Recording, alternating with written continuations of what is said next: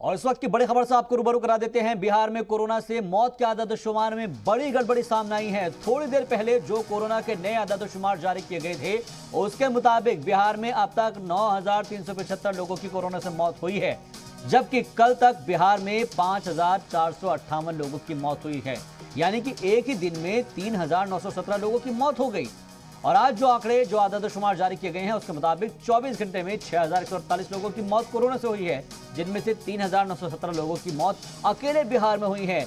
तो ये एक मौत के आदादशुमार है, वो वाकई में चौंकाने वाले हैं कि क्या वाकई में इनमें कुछ गड़बड़ झाला किया गया है, कुछ गड़बड़ियां पेश आई हैं, और क्या मौत के आंकड़ों को छुपाने के लिए फर्जी आंकड़े जारी कर दिए गए हैं। ये तमाम तरीके के सवाल उठ रहे हैं। लेकिन बिहार में मौत से मरने वालों की जो तादाद है, जो कोरोना से मरने वालों की तादाद है, आदादशुमार है, उसमें गड़बड़ी सामने आई है।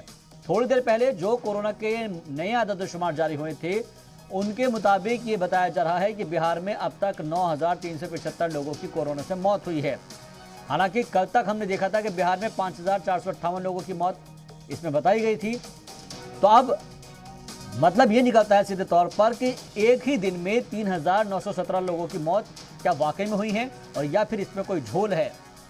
क्योंकि आज जो सरकारी आंकड़े जारी हुए हैं, जो आदादशुमार जारी किए गए हैं, उसके मुताबिक पिछले 24 घंटों में 6,148 लोगों की मौत कोरोना से हुई है, जिनमें से 3,917 लोगों की मौत अकेले बिहार में हुई है। तो अब आप अंदाजा लगाइए कि कोरोना के जो मामले मुल्क के मुख्तलिफ हिस्सों में कम हो रहे हैं, और उसको लेकर अनलॉक का अमल शुरू किया जा चुका है। बिहार की बात की जाए तो वहाँ पर भी अनलॉक किया गया है। लेकिन अगर इस तरह के आदादशुमार सामने आते हैं, तो क्या ये वाकई में एक चूक है या फिर लापरवाही से हम कह सकते हैं?